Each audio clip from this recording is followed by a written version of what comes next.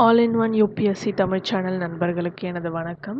இன்றைக்கி நம்ம என்ன பார்க்க போகிறோம்னா final part industry and infrastructure. இதோட ஒரு முற்றுப்புள்ளி வச்சிடலாம். ஸோ வாங்க வீடியோக்குள்ளே போகலாம். ஸோ ரயில்வேஸ் அப்படின்னா எதுவும் கிடையாது.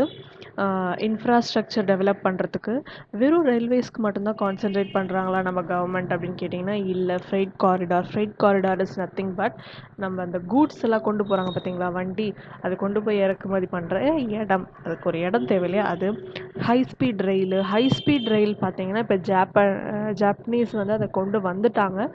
அவங்களுடைய கோஆப்ரேஷனில் நம்மளுடைய நாட்டில் அதுவும் நடந்துக்கிட்டு இருக்கு. ஸோ ஹை ஸ்பீட் ரயில் அது இருந்தால் தான் ஈஸி ட்ராவல், டைம் சேவ் ஆகும். ஸோ நிறைய பெனிஃபிட்ஸ் இருக்குது. ஸோ அதுக்கு முன்னாடி வேறு என்னென்னலாம் கவர்மெண்ட் கான்சன்ட்ரேட் பண்ணுறாங்கன்னு பார்க்கலாம். லாஸ்ட் மைல் ரயில் லிங்கேஜஸ், ஒரு ரயிலுக்கும் இன்னொரு ரயிலுக்கும் லிங்க் பண்ணுறது, போர்ட் கனெக்டிவிட்டி. ஸோ ஒரு வண்டி இப்போது நம்ம ரோடுக்கும் போர்ட்டுக்கும் கனெக்ட் பண்ணுறது. ஸோ அந்த மாதிரி நிறைய attracting private and FDI investment to supplement available resources. So இந்த மாதிரி எஃப்டிஐலாம் நம்ம அட்ராக்ட் பண்ணும்போது யூஸ் பண்ண வேண்டிய ரிசோர்ஸ் அது வேறு எதுக்காச்சும் யூஸ் பண்ணிக்கலாம். ஸோ டைவர்சிஃபைட் ஃபண்ட் அந்த மாதிரியும் யோசிச்சுட்டு வராங்க. இதெல்லாம் எதுக்கு பண்ணுறாங்கன்னு பார்த்தீங்க அப்படின்னா, make in India, freight initiative, resource mobilisation initiative, green initiatives இதுக்கு கீழே. தென் அது மட்டும் தானா அப்படின்னு கேட்டிங்கன்னா இல்லை. ஃப்ரைட் ஆப்ரேஷன்ஸ்க்கு மொபைல் அப்ளிகேஷன்ஸ்னு ஒன்று கொண்டு வந்திருக்காங்க. நீங்கள் பரிச்சாலன், PARICHAALAN, பரிச்சாலன் அப்படின்னு ஒரு ஆப் இன்ட்ரடியூஸ் பண்ணியிருக்காங்க. நீங்கள் டவுன்லோட் பண்ணி பாருங்கள், உங்களுக்கு ஒரு ஐடியா கிடைக்கும். ஸோ உங்களுக்கு ஞாபகமும் இருக்கும் இந்த மாதிரி ஒரு ஆப் நம்ம டவுன்லோட் பண்ணியிருக்கோம். மேபி ப்ரிலிம்ஸில் கேட்கலாம், what is the app that has been brought for freight operations by the government அப்படின்னு கேட்கலாம். ஸோ நெக்ஸ்ட் இன்னொன்று பார்த்தீங்கன்னா solar panels on the roof tops of the rail. என்ன சோலார் பேனல் அப்படின்னு பார்த்தீங்கன்னா, எலக்ட்ரிசிட்டி தேவைப்படும் இல்லைங்களா ஒரு ரயிலுக்கு. ஸோ அதுக்கு சோலார் பேனல் மூலியமான நம்ம எக்கச்சக்கமான கரண்ட்டை சேவ் பண்ணலாம். ஸோ அது then diamond quadrilateral network of high speed rail. Diamond quadrilateral ஷேப்பில் கனெக்டிவிட்டி கொண்டு வர மாதிரி யாருக்கும்னா டெல்லி, மும்பை, கொல்கட்டா அண்ட் சென்னை, இந்த 4 முக்கியமான டிஸ்ட்ரிக்ஸ்க்குமே ஒரு கனெக்ஷன் கொண்டு வர மாதிரி ஒரு ஹை ஸ்பீட் ரயில் கொண்டு வரணுன்ட்டு யோசிக்கிறாங்க. ஸோ இந்த high speed train project 2015 government of India start பண்ணியிருக்காங்க. இப்போ ஐ திங்க் சரி ஓகே, ரயில்வேஸ் அது பார்த்திங்கன்னா 50% ஸ்டேட் கவர்மெண்ட்டும் 50% சென்ட்ரல் கவர்மெண்ட்டுடைய கான்ட்ரிபியூஷனில் நடக்குது. இது கூட கேட்பாங்க. ஸோ ஞாபகம் வச்சுக்கோங்க, we have been started in collaboration with Japan, official development assistance. Japan நமக்கு அசிஸ்ட் பண்ணுறாங்க. So there is a proposed இது. ஸோ still there is இன்னும் நம்ம கொஞ்ச நாள் 2022க்குள்ளே we will complete the project. 97,636 crore rupees அப்ராக்சிமேட்டாக இதுக்கு செலவு பண்ணுறதுக்கு பிளான் பண்ணியிருக்கிறாங்க. That is to be completed இன் 7 yearsன்னு சொல்லியிருக்காங்க. 2015 7னா பார்த்துக்கோங்க. இப்போ நான் சொன்னது கரெக்டு தானே. அப்புறம் பார்த்தீங்கன்னா ட்ரெயின் 18ன்னு சொல்லிட்டு ஒன்று லான்ச் பண்ணியிருக்காங்க. இன்ஜின்லெஸ் செமி ஹை ஸ்பீட் ட்ரெயின். சரிங்களா, செமி தான் இது. எதுக்கு அப்படின்னா வந்தே பாரத் எக்ஸ்பிரஸ்ன்னு சொல்லிட்டு ஸ்டார்ட் பண்ணியிருக்காங்க February 2019. என்னென்னலாம் இதில் ஃபெசிலிட்டிஸ் தராங்கன்னு பார்த்தீங்கன்னா, that was launched. Okay, 180-degree rotational reclining chairs, mobile charging point, diffused lighting and reading light, GPS passenger information service, CCTV camera. So இந்த மாதிரி ஃபெசிலிட்டிஸ் எல்லாமே இந்த செமி ஹை ஸ்பீட் ட்ரெயினில் கொண்டு வரப்பட்டிருக்கு. ஸோ நெக்ஸ்ட் டாபிக் பார்த்தீங்கன்னா roads பற்றி பார்க்கலாம். So இப்போ நம்ம பார்க்குறது பார்த்தீங்கன்னா ரோட்ஸ் பார்த்தீங்கன்னா நம்மளுடைய இந்தியாவில் 59.64 lakh கிலோமீட்டர், லட்சம் 59 அதாவது கிட்டத்தட்ட அப்ராக்சிமேட்லி 60 கிலோமீட்டர், 60 லட்சம் kilometre of road network comprising national highway, state highway and other roads. எவ்வளோ ரோட்ஸ் இருக்குது. India has the second largest road network in the world. Road பார்த்தீங்கன்னா நமக்கு தான் ரெண்டாவது லார்ஜஸ்ட்டு, நம்ம தான் ரெண்டாவது இடத்துல இருக்கோம். சரிங்களா. நேஷ்னல் ஹைவேஸ் இந்த country cover a total length of 1 வெறும் நேஷ்னல் ஹைவேஸ் மட்டுமே 1.32 lakh கிலோமீட்டர் வந்து அந்த அளவுக்கு நேஷ்னல் ஹைவேஸ் ரோடு இருக்குது. And carry about 40% of the road traffic பார்த்தீங்கன்னா 40% அங்கே தான் இருக்குதுன்னு சொல்கிறாங்க. இங்கெல்லாம் நமக்கு எப்படி வந்து ஃபினான்ஸ் இதெல்லாம் டெவலப் பண்ணுறதுக்கு, நேஷ்னல் ஹைவேஸ் டெவலப்மெண்ட் ப்ராஜெக்ட்டுக்கெலாம் எப்படி வந்து ஃபினான்சிங் கொண்டு வராங்க அப்படின்னு பார்த்தீங்கன்னா, ஃபியூவல் செஸ்னால் என்னதுன்னா டேக்ஸ்க்கு மேலே அதிகமாக இஷ்டப்பட்டானா வந்து there must be a reason for charging cess is nothing but டேக்ஸ்க்கு மேலே கொஞ்சம் அமௌண்ட் பிடிக்கிறாங்க பார்த்தீங்களா, அதுதான் ஃபியூவல் செஸ்ஸு.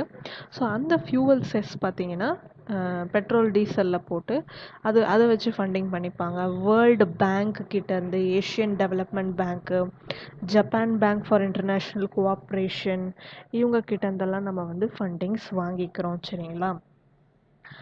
நெக்ஸ்ட்டு பார்த்தீங்கன்னா special accelerated road development program for north east ரீஜியனில் பார்த்தீங்கன்னா state capitals, road connecting state capital, district head quarter, remote places of the north east region, இதெல்லாமே. Then பார்த்தீங்கன்னா லெஃப்ட் விங் எக்ஸ்ட்ரீமிசம் இருக்கிற இடத்துக்கு இதெல்லாமே வந்து roads connectivity வந்து டெவலப் பண்ணுறதுக்கு தான் இந்த special accelerated road development program for north east region. So வேறு எங்கெல்லாம் அப்படின்னு பார்த்தீங்கன்னா ஆந்திர பிரதேஷ், பீகார், சத்தீஸ்கர், ஜார்க்கண்ட், மத்திய பிரதேஷ், மகாராஷ்டிரா, ஒடிஷா, உத்தரப்பிரதேஷ், இந்த மாதிரி கண்டினியூ ஆகிட்டே போகுது.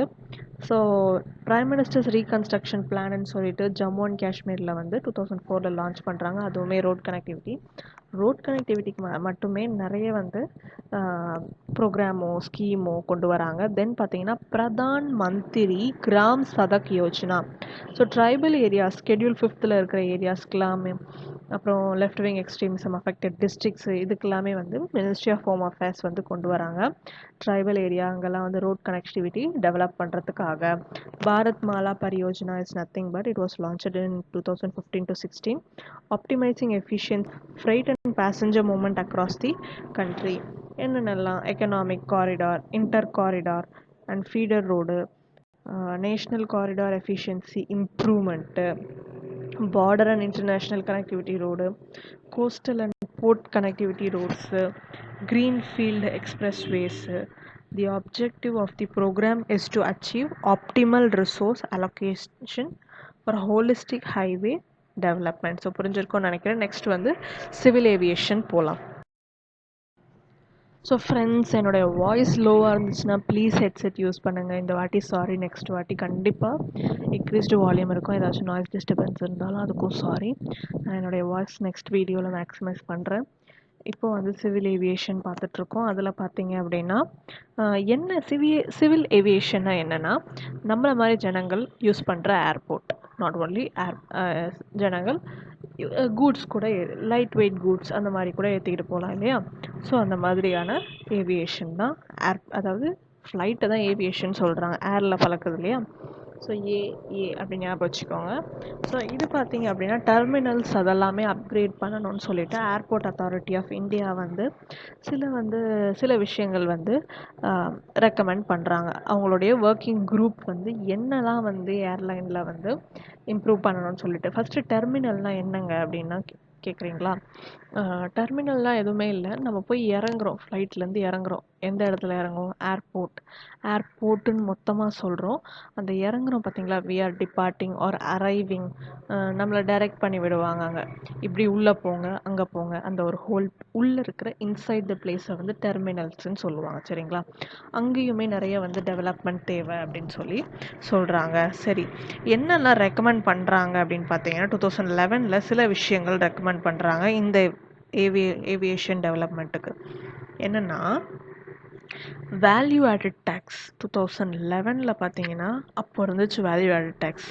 ஸ்டேட் கவர்மெண்ட்ஸ் எல்லாமே வந்து ஏவியேஷன் டர்பைன் ஃபியூவல், அதுதான் அவங்களுடைய ஃப்ளைட்டுக்கு யூஸ் பண்ணுற ஃபியூவல். ஸோ அதை வந்து அதுக்கு போடுற டேக்ஸை கம்மி பண்ணணும்னு சொல்கிறாங்க. தென் பார்த்தீங்கன்னா ஃபாரின் ஏர்லைன்ஸ் வந்து நம்மளுடைய டொமஸ்டிக் ஏர்லைன்ஸில் இன்வெஸ்ட் பண்ணுறதுக்கு பெர்மிஷன் கொடுக்கணும் அப்படின்னு சொல்கிறாங்க. தென் வந்து டைரக்ட் இம்போர்ட் ஆஃப் அந்த ஃபியூவல் சொன்ன பார்த்தீங்களா, ஏவியேஷன் டர்பைன் ஃபியூவல். ஸோ அதை வந்து டைரெக்டாக இம்போர்ட் பண்ணுறதுக்கு பெர்மிஷன் தரணும். தென் பார்த்தீங்கன்னா காஸ்ட் ஆஃப் தேர் ஆப்ரேஷன் வந்து ரிவ்யூ பண்ணணும்.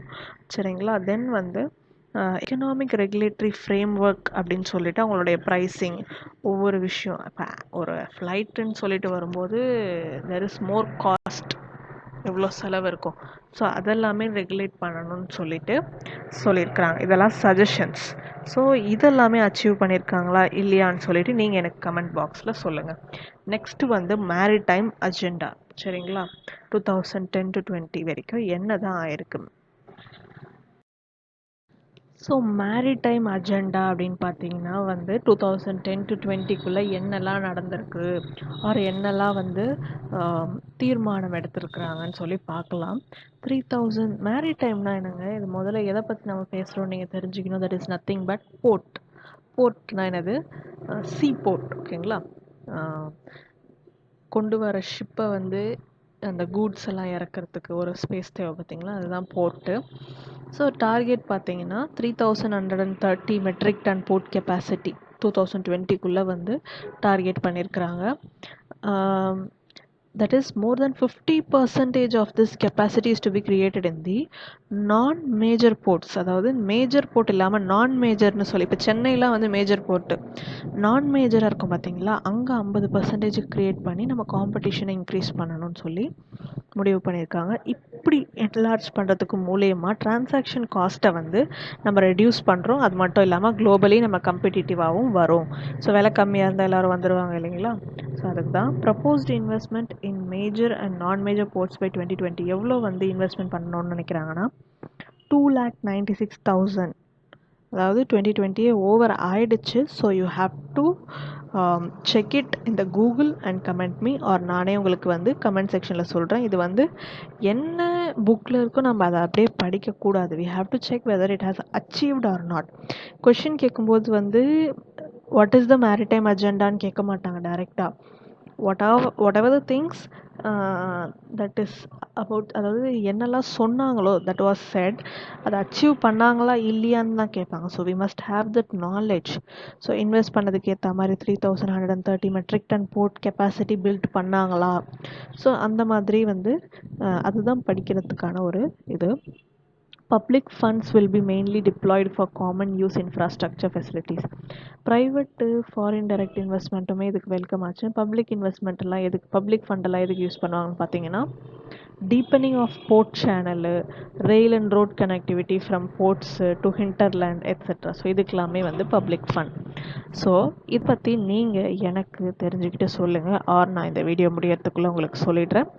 இந்த மேரிடைம் அஜெண்டா முடிச்சாங்களா இல்லையா அப்படின்னு சொல்லிட்டு உங்களுக்கு இப்போவே தெரிஞ்சிடுச்சு, இல்லை எனக்கு ஆல்ரெடி தெரியும் நீங்கள் சொல்கிறதுக்கு முன்னாடி அவங்க அச்சீவ் பண்ணிட்டாங்க பண்ணல, உடனே போய் கமெண்ட்டில் சொல்லுங்கள். So next smart cities. So smart cities அப்படின்னு சொன்னால், அதாவது this scheme was implemented for 100 cities target பண்ணி ஆரம்பிச்சது தான். That is a collaboration of states, union territories for urban development.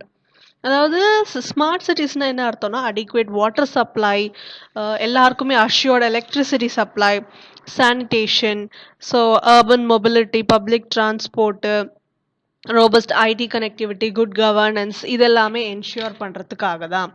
சரிங்களா. இதனுடைய ஃபினான்ஸ் பார்த்தீங்கன்னா that was a centrally sponsored scheme. So they will share, the central will be giving the amount to implement this smart cities program. So இதிலிருந்து நிறைய questions கேட்கப்படாது.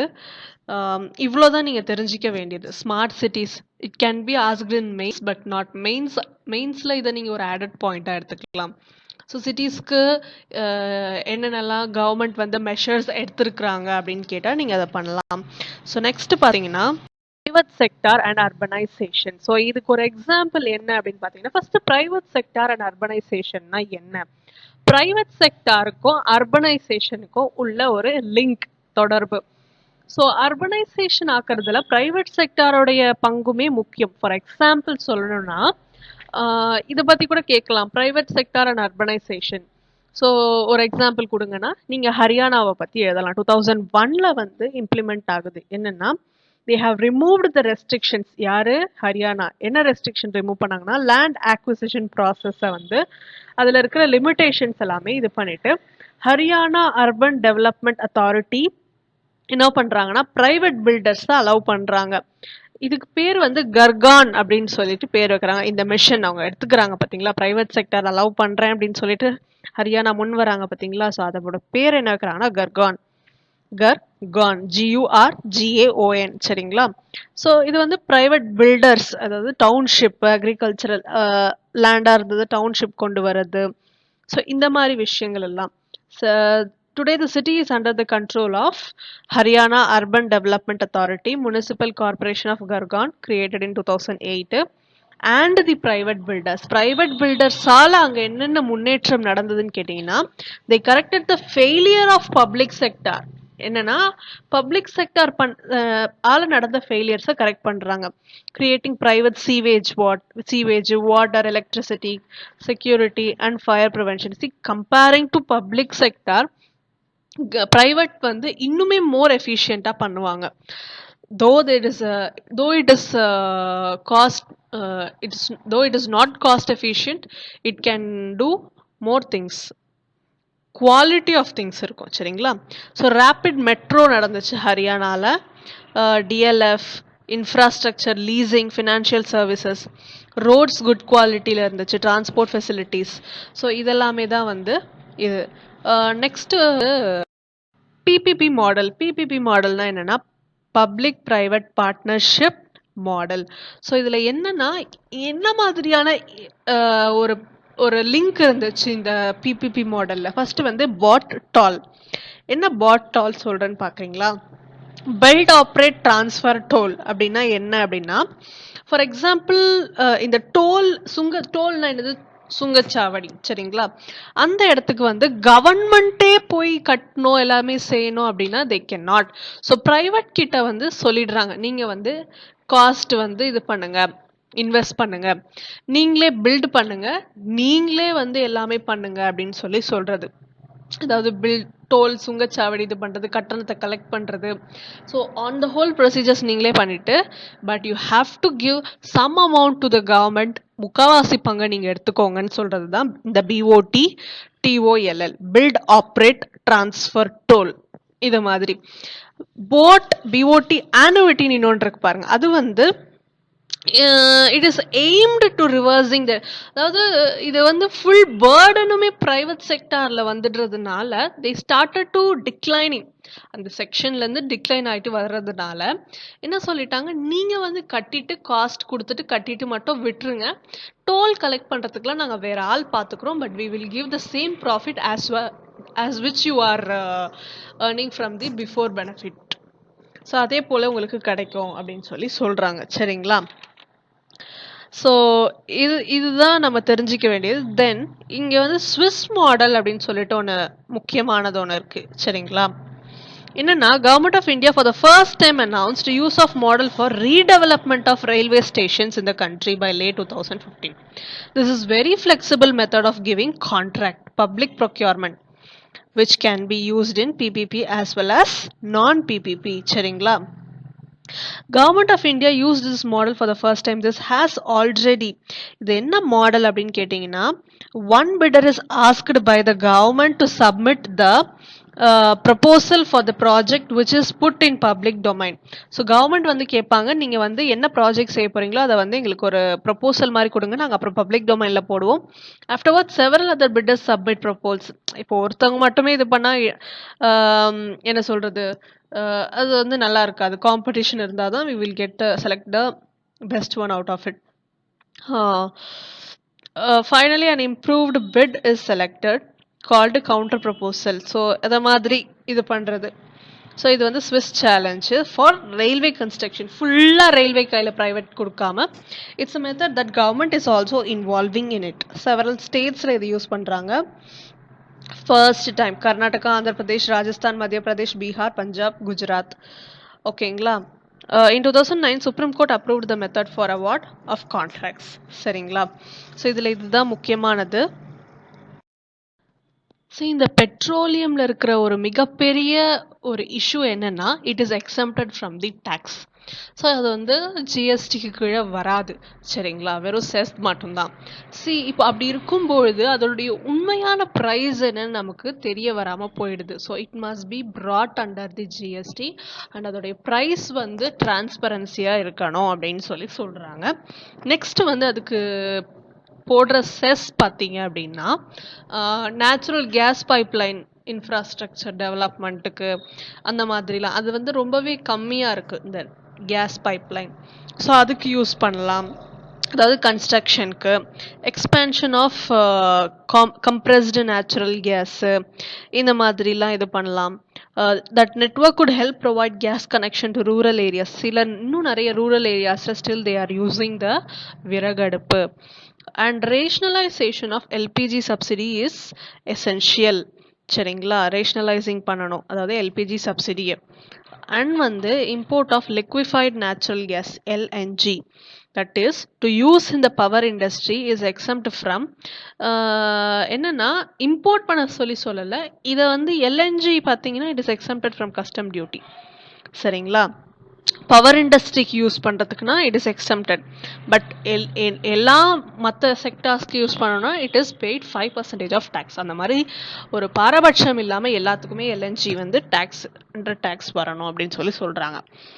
தென் பார்த்தீங்கன்னா national case grid இருக்கணும். அப்போ தான் it must be எவ்வளோக்கு எவ்வளோ infrastructure டெவலப்டாக இருக்கோ அப்போ தான் நமக்கு ப்ராடக்ட்டுமே ஈஸியாக கிடைக்கும். when we get it easier the price could be also neutralized. ஓகேங்களா. தென் வந்து நம்ம வந்து அதாவது என்ன சொல்கிறாங்கன்னா இந்தியா வந்து started exploring unconventional resources of energy such as பார்த்தீங்கன்னா coal bed methane, shale oil and gas. So இதை பற்றி சிலதெல்லாம் கொடுத்துருக்குறாங்க. But it is not needed, just we are exploring, not we have started. early 2020 in order to encourage the participation of private sector in oil and natural gas sector, major reforms measure வந்து undertaken by the government. என்னென்னலாம்னா simplified fiscal and contractual term, bidding of exploration blocks under category 2 and 3 sedimentary basins without any production or revenue sharing to government, early monetization of discoveries by extending fiscal incentives, incentivizing gas production, include induction of latest technology in capital. So இந்த மாதிரி freedom to national oil companies. So இதெல்லாமே வந்து government எடுத்திருக்க மெஷரு. So petroleum பற்றியும் நீங்கள் நல்லா தெரிஞ்சுக்கணும். Next வந்து ரெனியூவபிள் எனர்ஜி. ரெனியூவபிள் எனர்ஜின்னு பார்த்தீங்கன்னா என்னென்ன விஷயம்லாம் நம்ம இது பண்ணியிருக்கோம். சரிங்களா, இது பார்த்தீங்கன்னா வந்து சஸ்டைனபிள் டெவலப்மெண்ட் கோல்ஸில் இருக்குது.